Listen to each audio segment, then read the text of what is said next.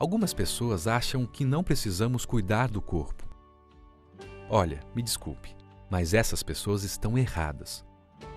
O corpo é a habitação do Espírito Santo e por isso deve ser bem preservado. Como Deus vai falar conosco se nossa mente e corpo estiverem sobrecarregados? Cuide do seu corpo e você entenderá a perfeita vontade de Deus.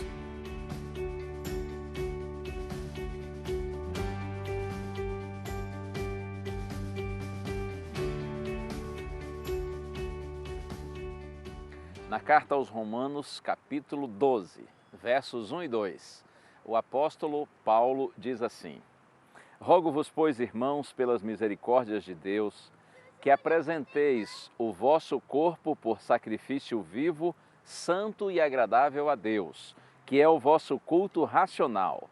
E não vos conformeis com este século, mas transformai-vos pela renovação da vossa mente, para que experimenteis qual seja a boa, agradável e perfeita vontade de Deus. Nesse texto que lemos, Paulo já inicia fazendo um apelo, uma súplica. Por isso que ele diz: rogo-vos, pois, irmãos, eu suplico a vocês, irmãos, eu imploro a vocês, irmãos. E ele diz mais: pelas misericórdias de Deus, ou seja, em nome de Deus. Afinal de contas, que pedido é esse tão sério, tão importante? E ele diz que apresenteis o vosso corpo por sacrifício vivo, santo e agradável a Deus. E que a nossa mente, diz Paulo, seja renovada também pela obra do Espírito Santo. O apelo é para que nós nos consagremos de forma completa ao Senhor. Que nós consagremos nosso corpo e nossa mente. Até porque há uma total interdependência entre o corpo e a mente. O que afeta o corpo, afeta a mente e vice-versa. Sabe, essa teologia de Paulo relacionada ao corpo e à mente, ela é contrária ao pensamento grego que era prevalecente naqueles dias. Os gregos ensinavam que o corpo é mau e por isso seria destruído. Essa ideia, esse mesmo pensamento, ele avança pelos séculos e chega até os nossos dias. Há muitas igrejas, há muitos cristãos por esse mundo afora que têm esse mesmo pensamento, de que o corpo é mau, o corpo será destruído, o corpo não tem valor, por isso a gente pode fazer o que quiser, comer o que quiser, beber o que quiser, porque a matéria é podre, alguns dizem. Mas observe, o pensamento de Paulo é totalmente contrário a essa ideia. Primeira carta aos Coríntios, capítulo 6, versos 19 e 20. O texto é conhecido. Paulo diz que o nosso corpo é santuário do Espírito Santo. O Espírito Santo habita em nós, nós somos templos do Espírito Santo. Claro, aquelas pessoas que já são convertidas. Porque antes da conversão, o Espírito Santo trabalha de fora para dentro. Depois que nós recebemos Cristo como nosso Salvador pessoal, então o Espírito Santo trabalha de dentro para fora.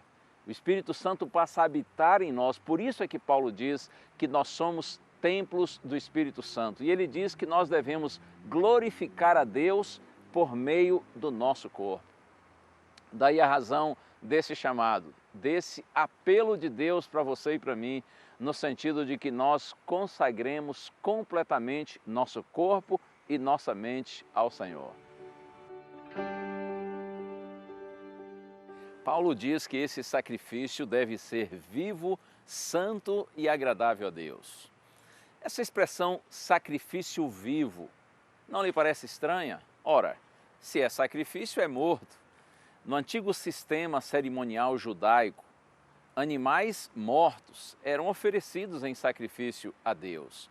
Mas Paulo diz que na experiência cristã o sacrifício é vivo, ou seja, o ser vivo deve ser dedicado completamente ao Senhor, com todas as suas energias e as suas capacidades. Você já ouviu a expressão morto-vivo? É mais ou menos isso. A ideia de que nós estamos mortos para o pecado, mas estamos vivos para Deus. A ideia de que nós devemos nos lançar sobre o altar do Senhor completamente e permanecer no altar. O grande problema nosso é esse, né? A gente muitas vezes teima em fugir do altar, em sair do altar. Alguns cristãos dizem, não, eu faço o que eu quero, a hora que eu quero, como o que quiser, bebo o que quiser, mas não é essa a orientação do Senhor. E além do mais, Paulo diz que esse sacrifício, além de vivo, ele deve ser também santo, significa separado. Os animais que eram oferecidos ao Senhor no antigo sistema cerimonial, eles eram selecionados, eles eram separados, animais sem defeito, animais sem mancha. A ideia é clara, nós devemos procurar preservar, cuidar do nosso corpo da melhor forma possível para apresentá-lo ao Senhor. Existem 8 remédios especiais, providenciados por Deus para que nós possamos apresentar de forma saudável a Ele o nosso corpo e a nossa mente. Você sabe quais são os 8 remédios naturais? Talvez você saiba, eu quero então apenas relembrá-los para você. E se você ainda não sabe, vamos aprender juntos. Começando com água, bastante água. Água por dentro e água por fora. Beber muita água e tomar também bastante banho, mesmo quando estiver frio. Hoje, por exemplo, aqui está um friozinho, mas nem por isso a gente deixa de tomar banho, né? Então, bastante água por dentro e por fora. Outro aspecto importante, luz solar. Evidente que nos momentos adequados. Ar puro, na medida do possível. Também repouso suficiente. Dormir o suficiente para descansar bem o corpo. E também exercício físico. A gente vive num tempo em que muitas pessoas estão se despertando para a importância do exercício físico. Isso é um crescimento, isso é um desenvolvimento da humanidade. Outro aspecto importante também é a abstinência de tudo aquilo que é prejudicial para a nossa saúde. E ainda buscarmos uma alimentação saudável, além, é claro, de confiança em Deus, em nosso maravilhoso Deus. Eu gosto de Romanos 6, verso 13, quando o apóstolo Paulo diz que nós não devemos oferecer os membros do nosso corpo ao pecado como instrumentos de iniquidade, mas nós devemos oferecer os membros de nosso corpo a Deus como instrumentos de justiça. Assim você está oferecendo realmente um sacrifício ao Senhor separado, especial. E ainda sacrifício vivo, santo e agradável, porque é agradável a Deus quando o pecador, com sinceridade e de forma espontânea, se oferece ao Senhor na melhor condição possível. E Paulo diz, conforme nós lemos, que esse sacrifício vivo, santo e agradável a Deus é o nosso culto racional, ou seja, é a nossa entrega consciente ao Senhor. Acredite, é um ato de adoração a Deus, é um ato de culto ao Senhor. Quando a gente procura preservar o nosso corpo e apresentá-lo a Deus na melhor condição possível.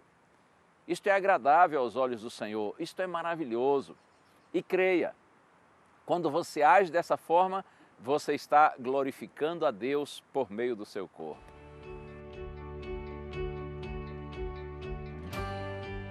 E no verso 2, Paulo diz, não vos conformeis com este século. Numa outra versão diz, com este mundo. A ideia é não se conformar com essa realidade presente, com essa vida de alienação de Deus, de separação do Senhor, de oposição à vontade de Deus. Não se deixem moldar, diz Paulo, por essa realidade presente, mas transformai-vos pela renovação da vossa mente, para que experimenteis qual seja a boa, agradável e perfeita vontade de Deus. Transformai-vos pela renovação da vossa mente. Observe que a ênfase é numa entrega completa das nossas faculdades físicas, intelectuais e espirituais a Deus, para que a imagem de Deus seja restaurada em nós.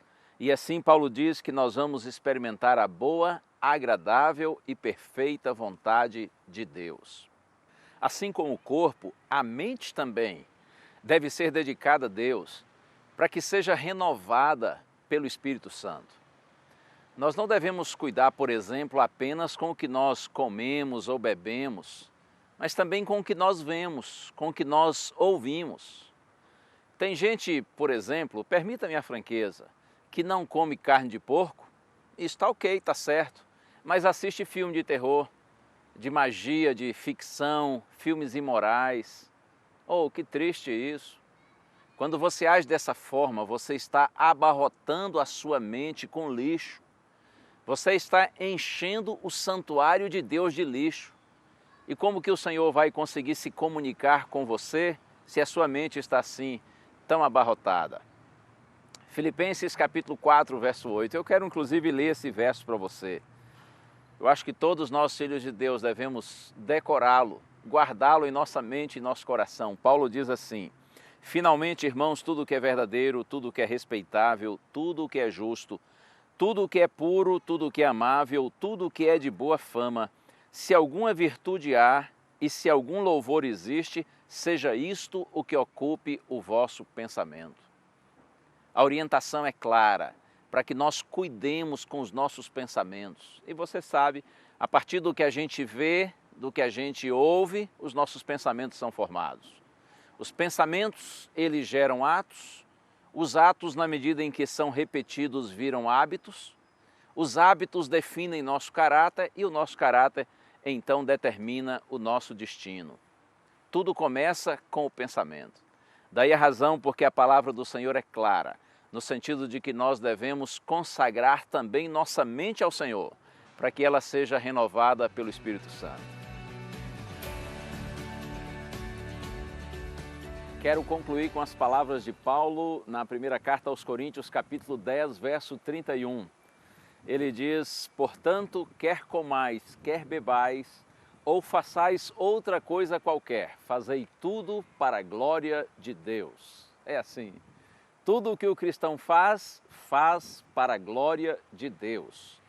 Como está o seu cuidado com o seu corpo, com sua mente? Como você está zelando do santuário de Deus?